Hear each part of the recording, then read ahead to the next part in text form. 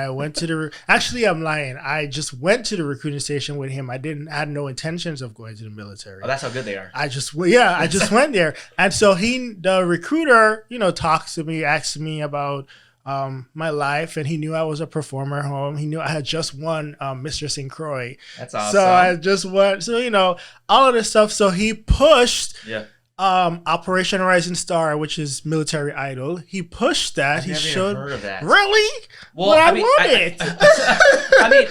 I know what it is. Yeah. But I've never heard that name for it. Yeah, it was called Operation Rising Star. I had no idea. Yes. So you got that fresh up, in your contract? No.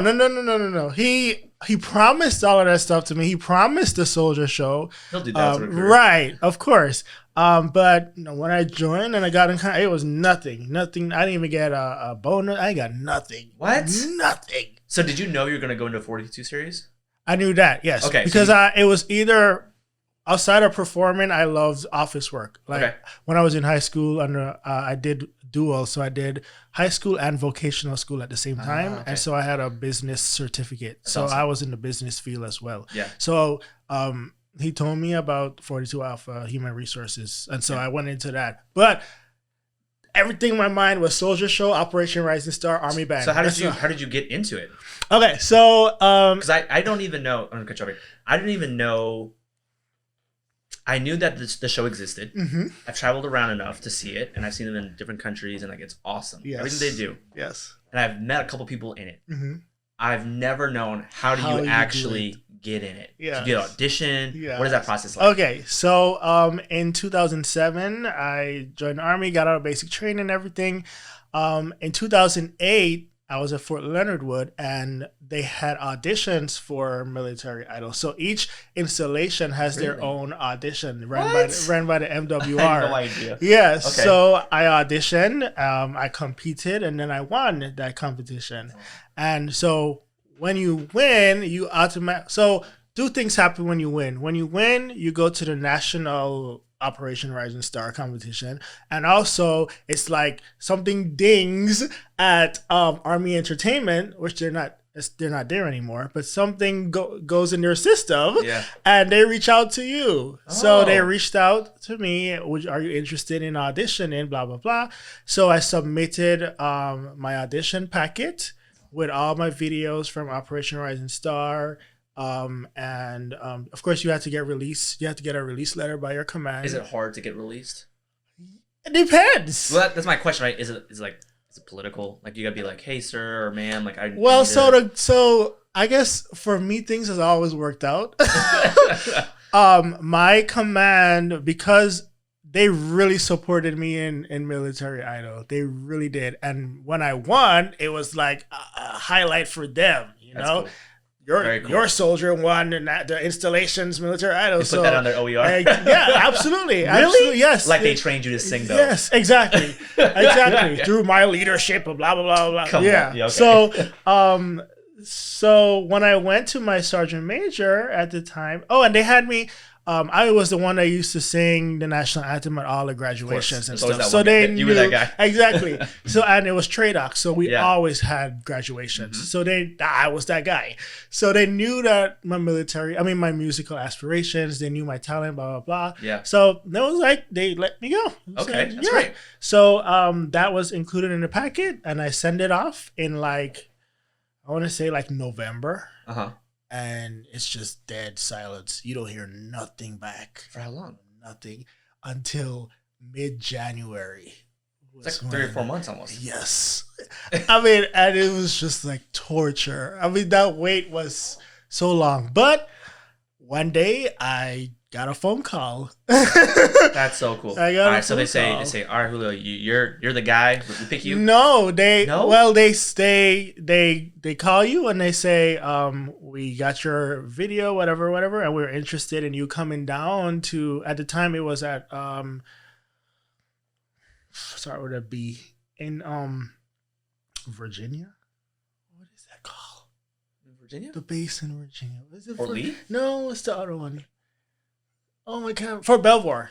Oh Fort yeah, Belvoir. right by DC. Yes. So they said we'd like to invite you to Fort Belvoir to do a live audition. Okay. So after your video audition, you go Yeah. to the live auditions, and so they send you all your plane tickets, everything. And so I went to the live auditions, and it was a week. It was a week. No, it was like 2-3 weeks of the audition process. Oh, wow. 2 to 3 weeks includes PT tests. What?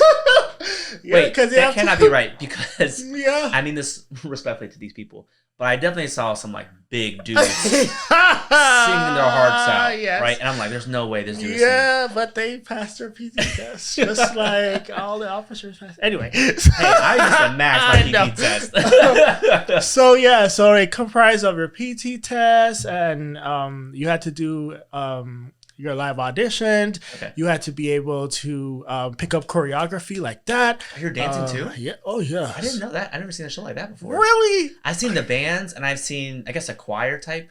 I don't remember ever seeing the show. Oh, you're I'm missing out. You're missing out. Oh, Yeah. man. You're thinking of something completely different. I think I am then. Yeah. Why do I know this? Do soldiers get to watch you guys? Yeah. I've never got to see. Are you serious? Yeah. I've When always we're been- finished, always I'll in the show field. you the videos. But Yes. yeah,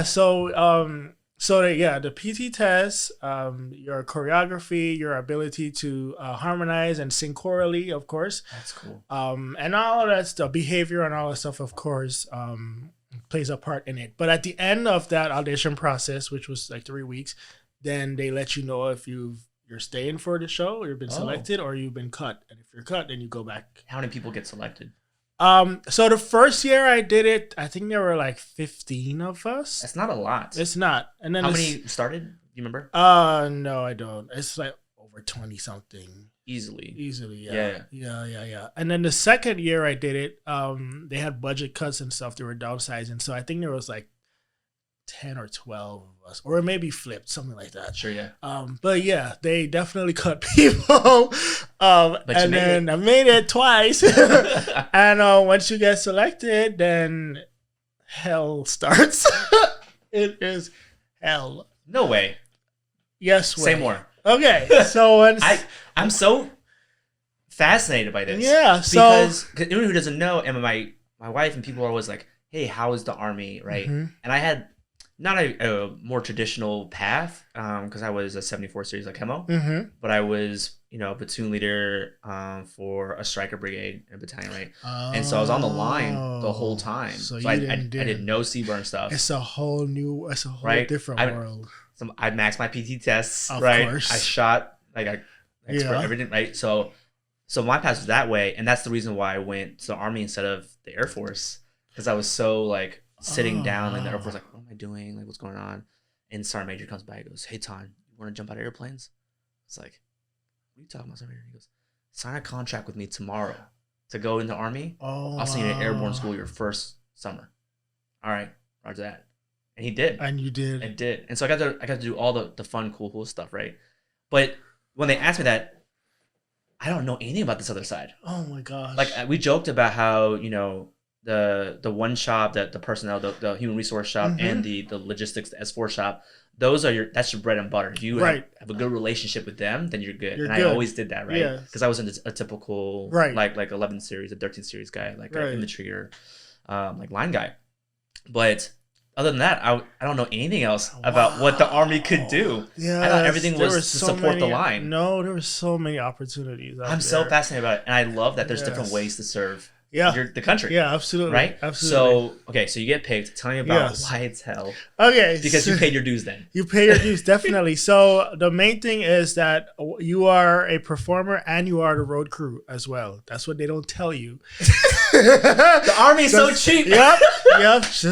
Army is so cheap. So you get trained to build a set, and we're talking tons of equipment. Oh yeah. Loading and offloading and actually building the frame and I thought that was some stages. Okay. Yeah. So building the set and learning about lighting, audio, wiring, all that stuff. So that's why I know what I know now. I'm thankful for that opportunity, but it was So that's why you gotta pass the PT test. Exactly. Yeah. So a typical rehearsal day, you wake up, you do PT, and then you do PT at like 6:00, and then you go back home, of course, to the barracks. You shower really quick, and then you report to the Army to the building, the stage. By I think like 7. And this is all at Fort Belvoir? This is at Fort Belvoir, and then they moved to Fort Sam Houston afterwards. Okay. And then you start. So after you get there, then you head to the stage and you start choreography. So choreography in uniform. In PTs. But were you performing in uniform? I'm guessing. No. I don't know. What? Are you serious? What are you wearing on stage? Like costumes? You're wearing costumes, yes. What is going on? Can we pause it so I can show you or something? This is one of the nice things about having this right now. Oh my gosh. I cannot believe this. Okay. I thought like as a dancer you would have known this world. No. Wow. Here's the funny thing about me and dance. I didn't start dancing until college. And then in the Army, it was my escape. Right, okay. So I'd be, a young LT, all 6 to 6 or 6 to 7, whatever it was, and then right after I was in sweats and sneakers. After I was so removed. Yeah. All right, so type in 2000. Actually, just type in my name, Julio Peterson III, and I have like a highlight reel. The SEN. Oh, it should come up either way. SEN. Okay, maybe not SEN. Is that you? There it is. Is that you? Yes. No way. That was me. I hope this shows up on camera. If not, I'm going to have to do like a picture in picture. 20 years old. Yes. This is amazing. I can't believe this. I'm going to turn it a little bit. That's you? Yes. That was... Yo, this is awesome. We're all soldiers. This is fantastic. Yes. Okay, I've never seen this. I've never seen this. What am I thinking about then? I'm thinking about they're like in their uniforms playing in a band or singing on stage. You're talking about like the Army, all Army band. Yeah, like that kind of stuff. Army choir. That's what I thought you were talking about this whole time. No. You're really dancing. This is yes. Did you you must have danced before though, like a little bit. Well, growing up in the Virgin Islands, I was in a calypso band, and so I have that natural. But I'm not a dancer, no. No, yes you are. Wow, you guys doing like building the set and everything? Yeah, so we had to build that whole set. And it's like only 15 of you guys? Well, we had about 5 tech crew as well. But it was roughly 20 people. Yeah. Yes, the whole set. And we're talking like 30, 50 tons of equipment. Because each of those pieces come off and they have to go fit in their cases. It literally took us 7 hours to break down. No, 7 hours, 6 to 7 hours to build it. Yeah. And then about 4 hours to break it down. And then perform and then break it down. How many shows a night?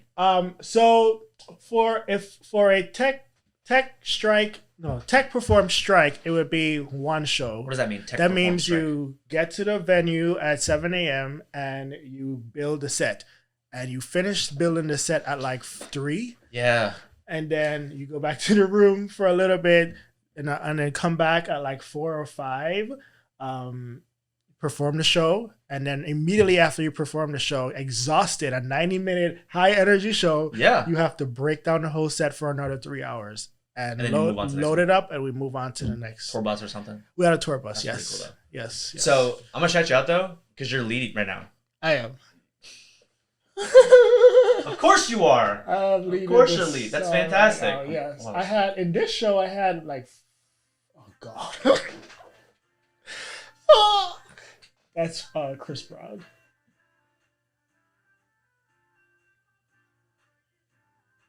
I love you so much right now. Oh my God. You're getting it. Please do this on one of your episodes of Mr. Pete's. Oh gosh. You're so good. You're performing and just like you're oh my gosh, you're fantastic. Thank you. I mean everybody on that stage. Yeah, we definitely grind. You're heel toeing right now? What year is this? 2010. That was 2009. Oh my gosh. Yes. I love 2009. that. Thank you for showing me that. That 'Cause was a made year my of night. Kanye. I did a Kanye song and all of that stuff. So yeah, so that whole rehearsal, we rehearsed and learned the show and learned all the tech stuff for about 4 months. I wish I could have choreographed that. You would have been amazing. Like looking back, I Yes. didn't know that was even a thing I could do in the army. Yeah. I thought, and I said it before, I thought my job in the army, especially as a young lieutenant who doesn't know anything, was to run fast, ask a lot of questions, and find a really good E6 or E7 NCO and just be like, help. And I lucked out. My first platoon sergeants, I had 2, and they both were like solid. What up, grown people? If you enjoyed that clip, feel free to watch the full episode by clicking right here. Or you can watch another one by clicking over here. Your choice. But if you did enjoy it, please hit that thumbs up, like, share, subscribe, and all of the things because it really does help this channel grow. Until next time, peace. Now, where's my son? Okay.